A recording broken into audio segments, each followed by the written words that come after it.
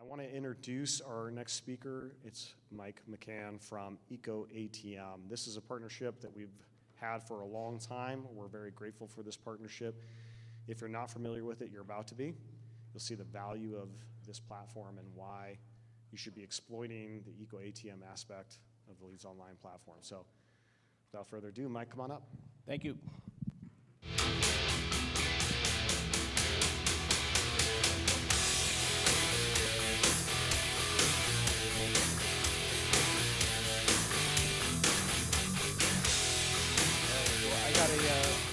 A text message earlier that I needed to pick a walk-up song, and if I hadn't, it was going to be the Barbie song. So we went Enter Sandman. Any Yankee fans here?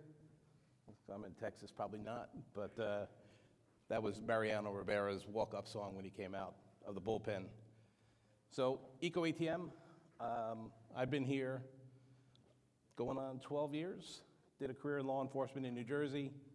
A little bit of background, patrol, detective bureau. The best job I ever had was the detective sergeant. Being the chief sucks. Just so anyone that aspires to that, I'll talk you out of it.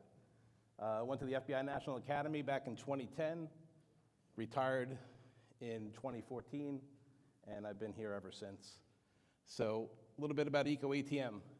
We buy people's used electronics, primarily cell phones. These things, obviously, they go everywhere. We put all our data into it, we message people, we take pictures, and then these stupid people sometimes sell us phones with that information on it. So I'm going to talk about some kind of crazy cases and what we can do. So this company's founded in 2009. We've purchased over 50 million devices since that time. Last year in the US, we purchased 7 million cell phones. So these are our kiosks. The one on the far right is our older version.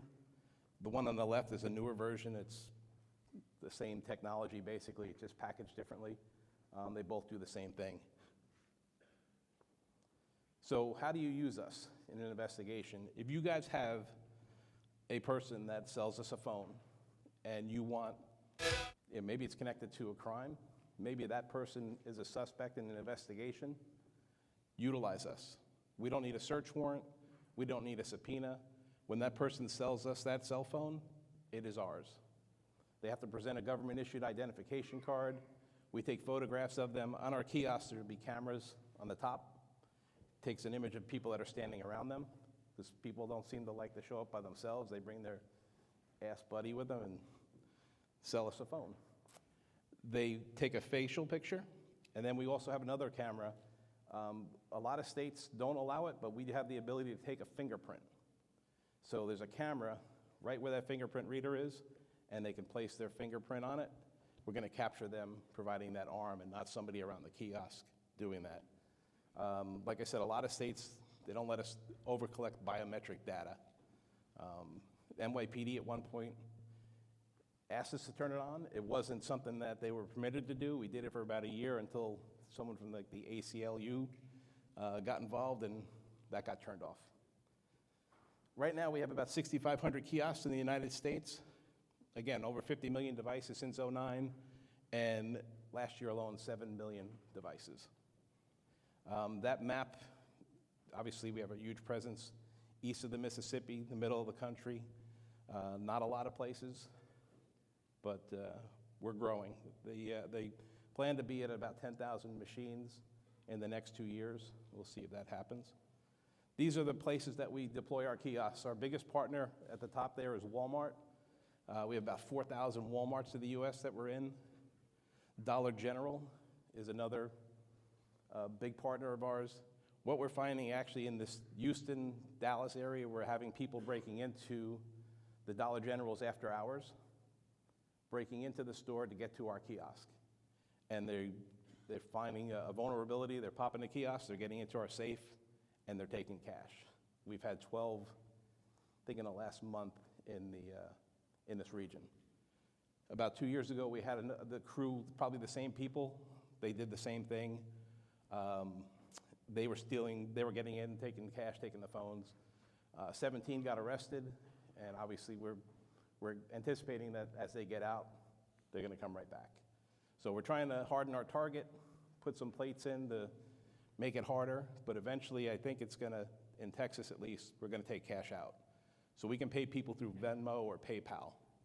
So we'll have the cash out of the machines. We just need to let them know, put a big sign up like, don't break in, there's no money here. But Dollar General is gonna have an issue because their stores are getting burglarized for our dice. The money centers here on David and Payamatic, that's basically because New York City doesn't have any Walmarts or real true grocery stores, so that's our locations that were in New York. We have about 100 locations in the 5 boroughs in Manhattan, or 5 boroughs in New York City, and they're very, very active in that region. The grocery stores on the left, and then obviously the mall partners on the right-hand side. So again, I talked about the cameras. If you go here, that one's gonna get the 180-degree around it. This one's gonna take the picture of their face. Here is where they're gonna get the thumbprint. Over here, if I can get that up, there we go. That's where they place their government-issued ID. So it's an AssureTech reader. It's basically what's used at our border crossings. The license goes in, it gets spit out, and we capture that information. We'll take images of that device, or of that ID card. It'll get populated to our secondhand dealer report, and everything also goes into LeadsOnline. When someone comes up to our kiosk, they tell us what kind of device they have. Inside that door, we have cables, and people will then cable their phone, and we electronically pull the IMEI. And we'll run that IMEI against a database called Checkmend. So this is basically the GMSA database, or the carrier's lost and stolen database. If we have something that's in that network that's blocked, we don't know why it's blocked. It could be lost, it could be stolen.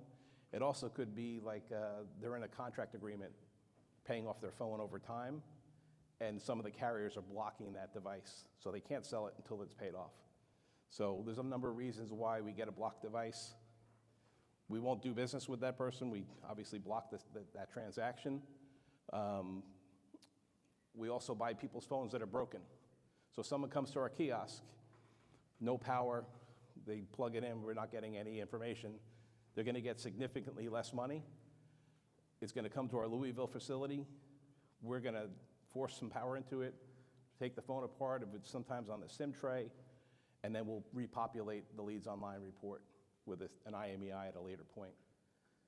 Serial numbers are okay, but the IMEI is more like a carve-in. It's really unique to that phone, so that's a better number for you guys to have, would be the IMEI. Again, we're just talking about the transaction. The one thing here on the right, this is the person they're gonna be, there we go.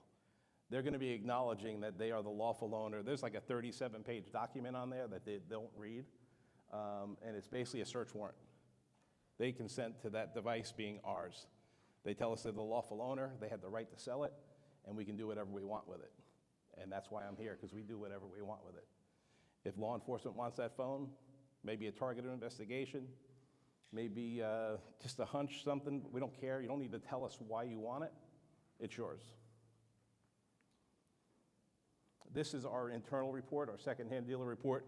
We're gonna capture information from that driver's license. It'll populate the top here of all the information that comes on that driver's license.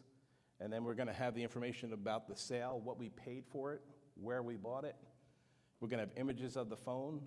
We're gonna put up the images of the ID. If we had the fingerprint, it's a one-to-one comparison. So for you latent fingerprint examiners, this is an easier way for you to put this into an AFIS system to check on a fingerprint. And then the bottom will have some images that will populate. If you ever need an image with more clarity on the back end, if you reach out to me, we can send you a better image, an enhanced image. So if you need something, we do have some really good images. If you guys have used the ecoATM system or gotten pictures from us, they're really good quality pictures. So here's our seller here. Where are we going? This thing is not working with me at all. Well, on the left, that's Ashley's dad.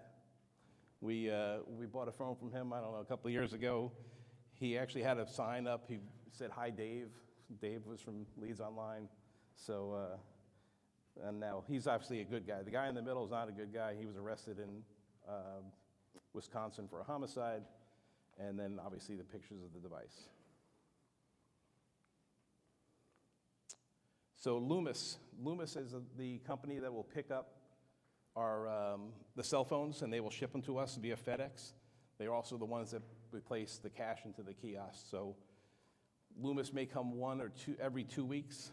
Sometimes we're seeing delays in some locations where if Loomis shows up at a kiosk and there's a customer actively using it, they're not going to wait, and they'll go and come back the next week. We're trying to get them to come back the next day because if they're on a 1 or 2 week cycle, it's just obviously going to delay that cycle, getting the devices to our facility. If there's ever a phone that's still in the kiosk and you want it and you're nearby, you can go to the kiosk. There's a number on the outside to call. You call us. Our team is going to verify that you're active law enforcement, and they can remotely open that kiosk and you can retrieve your phone, close the door. Again, no search warrant, no subpoena. I'm going to talk about some cases here, some things that happened where people used us outside of just a normal, stolen phone. We want to get it back, because that's going to happen. I can take a phone right now off a table, run to the Walmart, and it's not reported stolen. No one had an opportunity to report it stolen. I could sell it in 5 minutes. So we're going to hold that device for 30 days to give law enforcement an opportunity to get that phone back. So we'll put it to LeadsOnline. I know there's a mechanism through LeadsOnline where you can put a hold on that device, or you can reach out to me and we can do it directly. This is a case here out of Florida. Guy sells us a phone. That's him right there. Anyone recognize him at all? Yep, that's Omar Mateen. He did the Pulse nightclub shooting. 42 days before that shooting, he sold us a phone. What he didn't do was he didn't wipe anything on it. So when this shooting happens, and I'll go to a couple of other images here. That's him with his son. That's him providing his fingerprint. His wife's over here. So I said we hold everything for 30 days. That's a minimum. This particular device was 42 days. Run his name in our network, find out that he sold us a phone and we still had it. At that time, we were processing out of San Diego.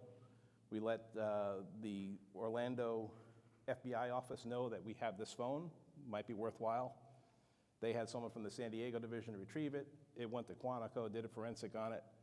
It had him overseas twice, so where he trained to shoot.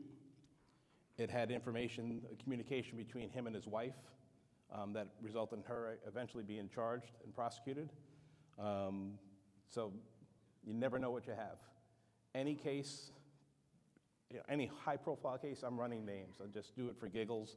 I have access to the portal. I have it on my phone. If I have something that's worthwhile, proactively, I'll reach out to law enforcement. So you may get a call from me one day like, "Hey, from ecoATM, you have this thing. It's in the paper. We have their phone." So if we do it proactively, great. But I'd want you guys to be the ones that are hopefully just a checklist. Look up, LeadsOnline. They sell anything. Hopefully we can get it to you. This case in Antioch, California, they had a 40-year-old male dead from a gunshot wound. Detectives running the case down, can't really find a lead. At one point, he can't find a murder weapon. He's running the family members, and he finds out through LeadsOnline that the son sold us his phone. Not a stolen device, nothing out of the ordinary. He said, "Can you hold the phone so I can get a warrant?" So you don't need a warrant, it's ours. So we provided him the phone. Well, sure enough, this guy, Scott Eastman, what did he get for that phone? $13. Instead of throwing us off a bridge or hitting it with a hammer, he wanted $13. Well, when they did the forensic, he had multiple search terms. Where to place a muzzle of a gun on someone's head? What caliber weapon should I use? incriminating search terms that he put up. So it was this 22-year-old son. One of our guys had to go out. They tried to suppress our appearance, basically the evidence that we provided. It was found admissible. We were allowed to testify, convicted of first-degree murder, 50 years to life, without a murder weapon and without a confession. So pretty crazy. Kenosha, Wisconsin, this is the picture of that guy that I showed you earlier in the middle picture. Welfare check, they located a 36-year-old male deceased inside a resident, run a LeadsOnline search and find out that this guy in the middle, he's the victim, the guy on the right had killed him. They were friends on and off, and I guess this guy just went a little cuckoo. He was having a hard time getting the victim to sell his phone, so he decided, I'm just gonna do it. So he's ended up taking his photo, his ID, and in this case, we were processing out of Louisville. Kenosha, Wisconsin was worried about us shipping the phone, so they drove down from Wisconsin and wanted to take possession of the phone because they knew it was gonna be critical to their investigation. Once they had the evidence in there, they had a standoff in Milwaukee, and then their SWAT team took him into custody. He went to trial, and he was also found guilty. Sacramento County porn case.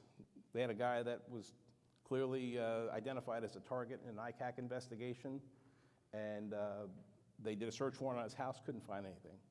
Saw that he had sold us a phone.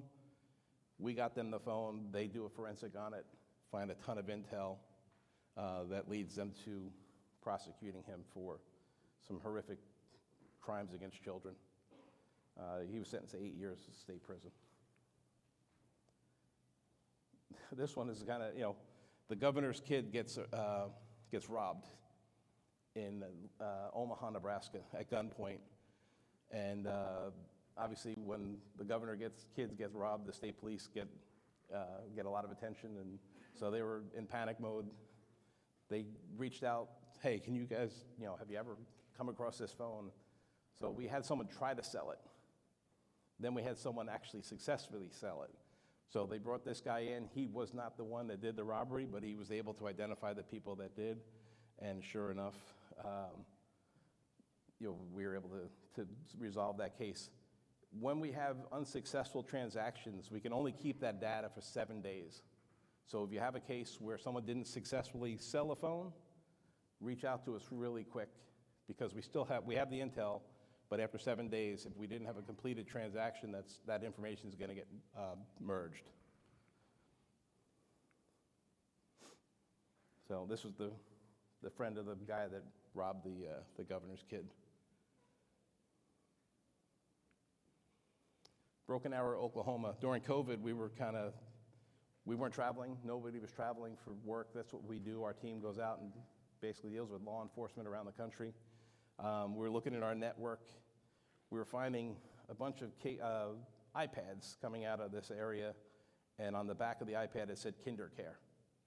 So we contacted an agency in Oklahoma, Broken Arrow, said, hey, did you guys have, any iPads stolen? Well, sure enough, they had a burglary to their KinderCare, lost about 100 iPads, and these two clowns were selling them to us.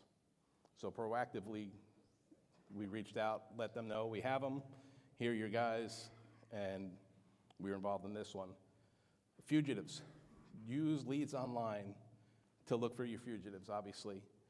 If we have a phone that someone sells, obviously that information is important, if it's any communication on it. This girl killed her grandfather in New Mexico. She sells us a phone in Brownsville, Texas. So the investigators are believing that she's gonna be going across the border to Mexico.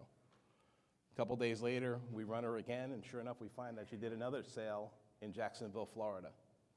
They had no leads, they had no idea that she had any connections to Florida.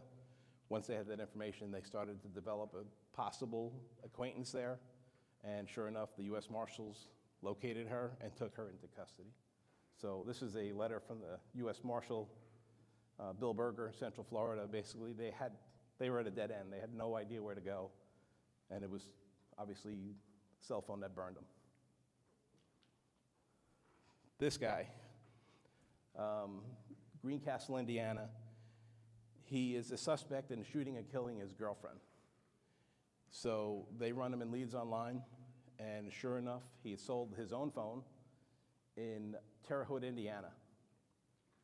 They asked if they could get the phone, told them it's in the machine, walk them through it. They get the device. The detective there does a forensic on the phone, and he videotaped him shooting his girlfriend. And he sold us the phone. So I guess at one point, he said that he pulled the SIM card out of the phone, figuring that's where the video was. Obviously, he was wrong. He got 90 years. Well, he got $45 first, and then 90 years. So I don't think that's a great return on investment. So yeah, this guy, one of the more disturbing things that I've seen, you know, she's pleading with him not to shoot her, and he shoots her in the head.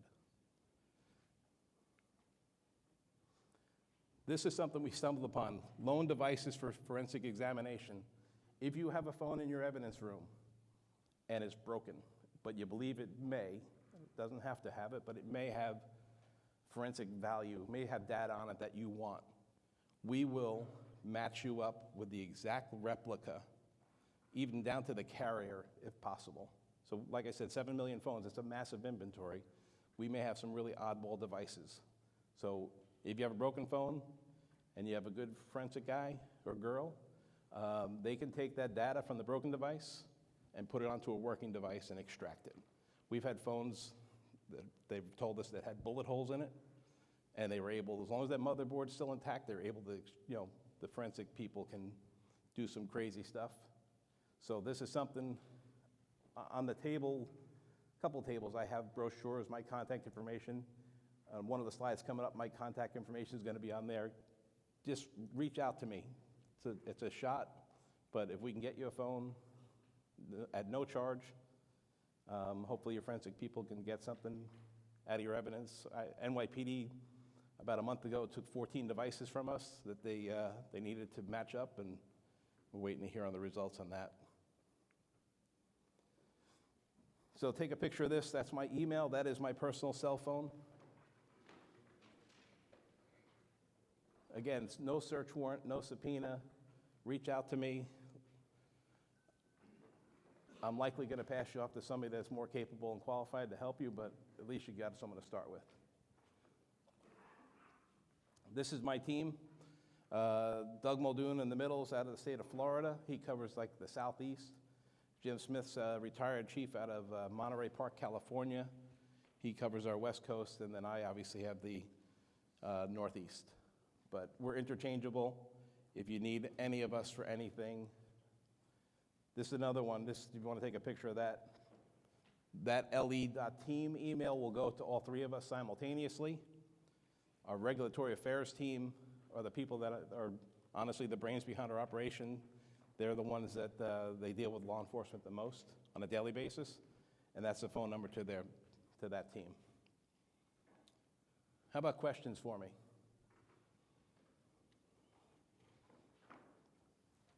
Not seeing any, so I'm going to go. I got one other thing that I got to talk about here. Anyone know where Fort Wayne, Indiana is, besides the guy from Fort Wayne, Indiana? So what is Fort Wayne, Indiana famous for? It's considered an all-American city. The renowned Fort Wayne Zoo, Parkview Field, home of the Fort Wayne Tin Caps, high A baseball, the San Diego Padres. And it's also known for the Three Rivers Festival and German Fest. But the biggest claim to fame in this room is this guy, Joe Lyon. This past year, he's recovered his, I believe it's $2 million you just surpassed, correct, in recovery. And that's thanks to using LeadsOnline and some decent investigative skills, maybe. How much of it was at ecoATM? I think I should probably take some credit for a couple things. I'm going to say last March, I reached out to Joe. I said, Joe, I'm looking at our network and I'm seeing a bunch of iPhone 15s coming through Fort Wayne, Indiana, and I don't think there's that many people that live there. So sure enough, he was looking at some things and finds out that the Amazon warehouse is missing a whole bunch of iPhone 15s. Well, I said, well, I got your guy. And then after he was blocked, he was having other people sell. And this is what we ended up with, $150,000 worth of stolen phones. I think, what did you get, about 89 of them you were able to recover? So 89 of them to recover. I get concerned when my phone rings and I see Joe's on the other line because I just say, what did we do now? But congratulations, $2 million, that's wild. But I think, is this $150,000, is this what put you over the edge, Joe? And then you had to go find something else. So good job, Russ, am I bad? But we did want to honor Joe with a little $2 million recovered property award. So come up and get that, Joe, so everybody can see who you are and take you down at Pop Stroke tonight and all that.